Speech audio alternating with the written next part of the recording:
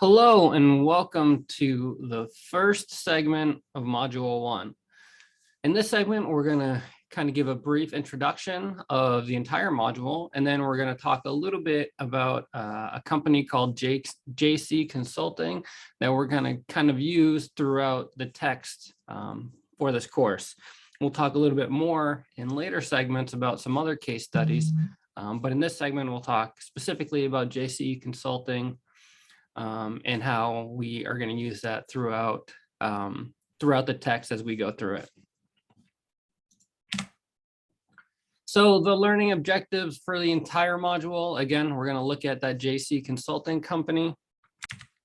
We are going to go over some basic terminology that we use in regards to databases and database management systems. And we're going to talk about why we use databases and kind of the advantages to them. So we'll also talk a little bit about careers in database admin, kind of what's going on currently in the industry.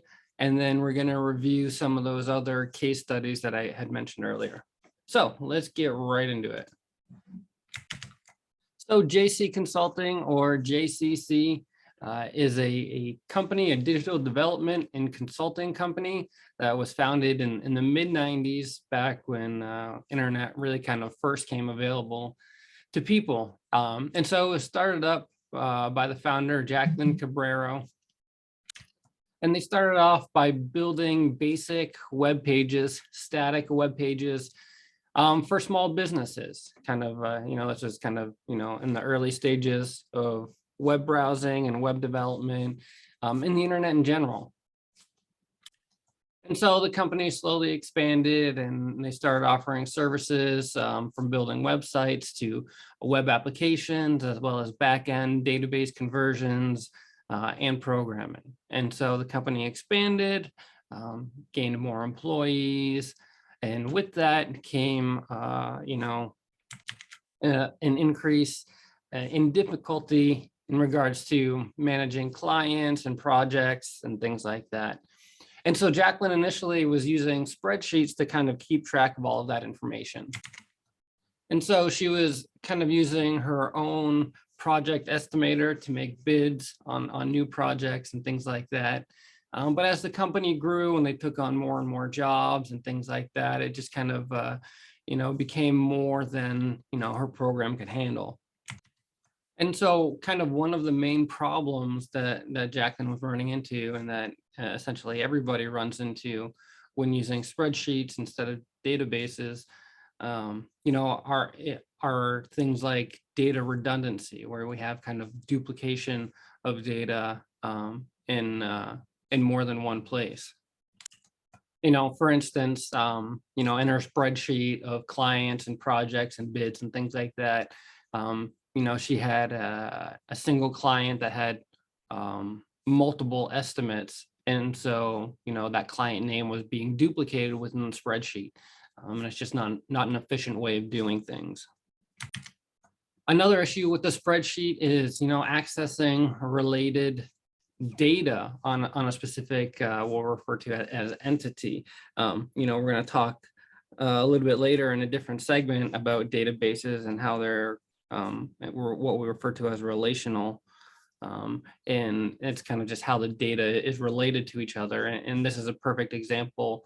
For instance, using the spreadsheet, looking at her estimates and bids, she has her clients listed by their client name. But if she wanted to find out specific information about that client, like their address, where they're located, phone number, contact information, anything like that, she's going to have to go to essentially a different spreadsheet and look in a different area for that information. A couple of other issues with using spreadsheets, almost no security. As long as you can access the spreadsheet file, you can see all the information that's in there, right? So it's kind of a big security vulnerability. And typically, by using a spreadsheet, you can't have more than one user access that file. Certain cases you can, of course, and especially if you're using like Google Docs or Google Sheets or something like that. But typically, when you're just using a spreadsheet file, only one person is going to be able to access that at one time. And then kind of the last problem that Jacqueline ran into is just the limitations of spreadsheets size-wise. She was getting, her company was growing so large and doing so much work that, eventually she kind of had to spread it out between multiple spreadsheets. And so it wasn't really kind of a good way of organizing things. So here's kind of a look at Jacqueline's spreadsheet, just kind of a snippet of it. But you can see, that Tri-Lakes Realtor has multiple projects, multiple IDs. And so it's not an efficient way of kind of organizing the data. We can see it, it's taking up, 6 or 7 different lines for the same one company, right? So there are a lot of issues with using spreadsheets as opposed to databases and creating that relational model that we'll talk more about. But that's why we use databases, because spreadsheets, are not really effective when it comes to that. So we can see here in one of Jacqueline's project estimate, we have, the client ID, the client name, as well as their kind of contact information. And then kind of in the body, we see a brief description of the project, a project ID given to it, an estimated start date, and then several line items that are needed for the project. And then we can see with each line item there, we kind of have a description of the task and an estimated price for each of those line items. And we can see at the bottom, we have the total estimate for the entire project. And so this is for, of course, just this one specific estimate. And if there are other estimates for this company, we simply don't know right off just by looking at this, right? As well as, finding out related information to this estimate, such as, estimated completion dates and things like that. We just don't know just by looking at this. We can't access that information. So it's a very kind of unorganized way of storing all of this data. And so that's where databases come into play.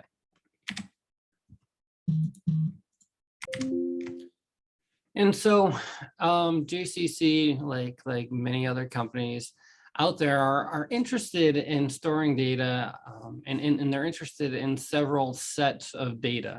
For JCC, it's things like employees and all the information related to employees. And then they also care about clients and all of the information related to clients. And so the more efficient way of handling that is to kind of keep each set of information separately, right? If you're using spreadsheets, it kind of means that you have to create all these different spreadsheets and have these different files, and they're still not kind of tied to each other, which we know they are, right? For instance, if we look at an example of a school, right, we're going to care about students and their contact information and the classes they're taking and how much they're paying and things like that. But then we're also going to care about faculty, which courses they're teaching, how many students they have in the course, and things like that. And so they're separate pieces of information, but they're linked together, right? Those students are going to have people in that faculty list that they have as, their instructors for the course. And so those sets of information are linked together. They're related to each other. And that's what databases are all about, kind of separating each subset of information and then creating that relationship between the sets of information. But for JCC, it's all about the employees, the clients, the estimates, and the tasks. And so we're going to keep using them as we progress through this text, through the curriculum. And then we'll kind of see how we can manage all that information and do it in a more effective manner.